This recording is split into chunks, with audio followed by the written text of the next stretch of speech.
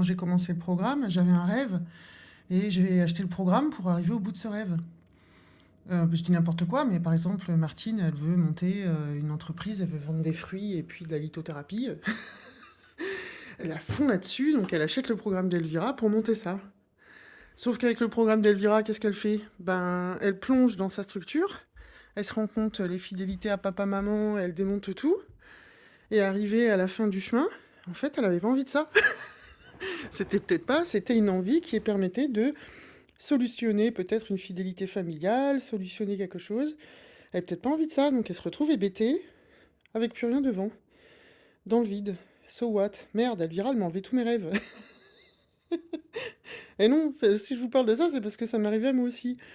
Il peut y avoir chez certaines personnes, tu te retrouves hébété, ou ton rêve se confirme, ou ton rêve s'écroule. Et en fait, là, t'es face au silence, t'es face au vide. Bah oui, parce que la vraie Martine, elle est en train de taper dans la poitrine. La vraie Martine, elle a acheté le programme d'Elvira parce que c'était pas son rêve, en fait, de vendre des fruits et de la lithothérapie. Elle a un autre rêve qui est encore en silence, en dessous, et qui va se montrer. Donc quand vous avez, si ça vous déclenche ce sentiment de vide, c'est parfait.